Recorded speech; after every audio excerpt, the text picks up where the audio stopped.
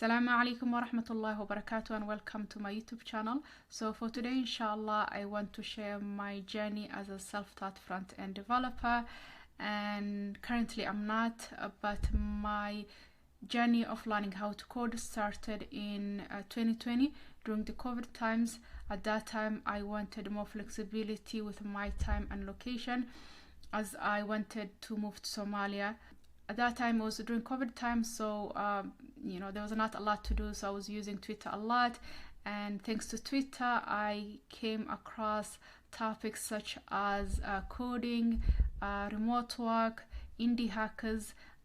I was so fascinated by those topics because I always wanted to have my own business. Even I remember when I was in high school and I graduated high school, I really wanted to start my own business and not go to university. But my mom was like, nope, you're going to university. But a couple of years later, I actually ended up starting my own business, which was like a modest clothing store. And I did that twice. One time was in Carmel, and the other time was I actually moved to Nairobi, which was crazy. SubhanAllah, both times it didn't work out for me. So after that, I decided physical business was not for me and my personality. So I'm like, from now on, if I'm going to do any business, it has to be online. And thanks to Twitter, being introduced to coding and indie hackers and remote work was perfect timing for me at that time. So when I was learning how to code, I started with HTML, CSS, and some JavaScript, using free resources such as Free Code Camp, Scrimba, YouTube were the three main free resources that I used to learn. I actually loved learning how to code because it was just me, my laptop, and my coffee, and I loved seeing the colors, images, and the shapes while I was creating. So after I felt comfortable with HTML and CSS, I decided to look for free apprenticeship programs, as I wanted to get some kind of experience. I didn't know where to even start looking for remote work. And literally, I went to Google and I typed front-end apprenticeship programs in Minneapolis, and the first try, this company, which was like a Fortune 500, came up. They were paying you to learn with them. So I applied, and subhanallah, a couple of weeks after that I got the job. It was crazy.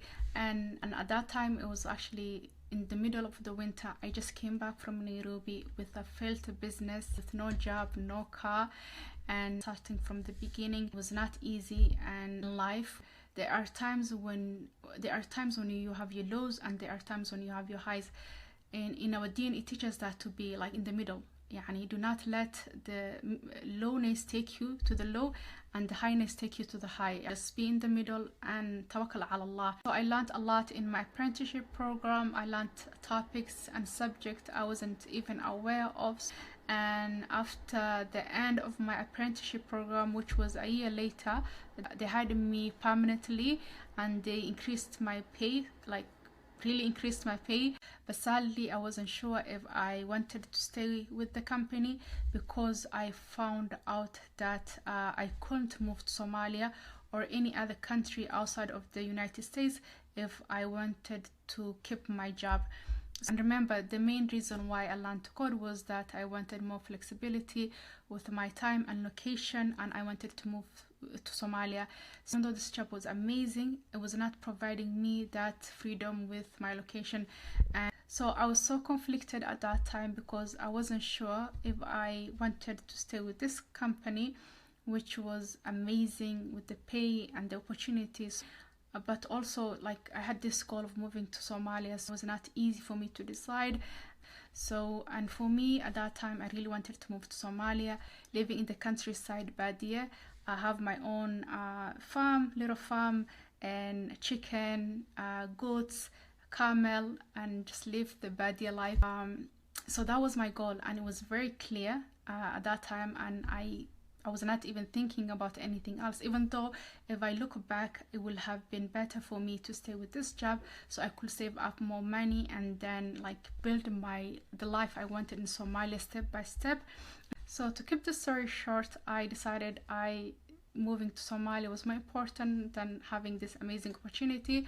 So I quit my job, and I remember actually the day I was sending my laptop back to them, I was sitting in the parking lot in front of UPS thinking, do I go in there and I send my laptop, or do I go back and just say, no, kidding, I want to come back, which at that time I had the opportunity to do. At that moment I thought about it and I questioned my judgment and if I really wanted to do this. I have something big in my life that I need to decide and I'm not sure about.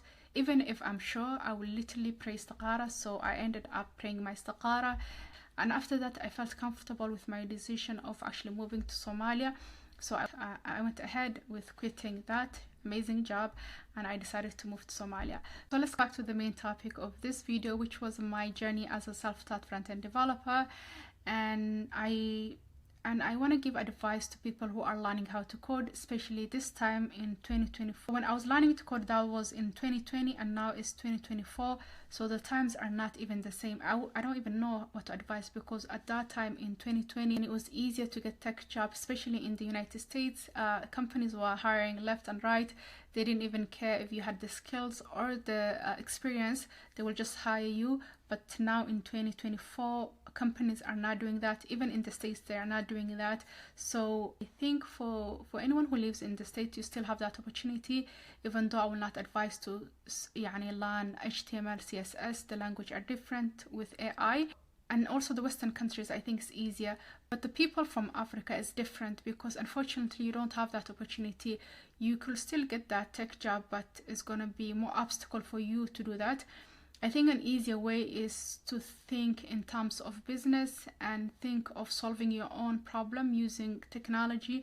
And especially now with AI, I think you should take advantage with AI. And there's a lot of potential in that area, and you don't have to spend a lot of money and time when you are using AI. So I will say use AI to solve your own problem and go from there. So that's my advice for anybody from Africa. From the state, I will say you still have that opportunity to get that tech job, even though now it's not as easy as it was in 2020 or 2021. And there's a lot of change overall in the tech industry, especially with AI. I feel like we need to take advantage of AI. There's a lot of stuff you can do with AI. I personally, I'm so excited about AI. I think now I'm working on I think 4 different stuff with AI, just using and learning, because the future is AI. So that's my advice. Hopefully this was beneficial. I talked about a lot of other stuff too, inshallah, and I will see you in my next video.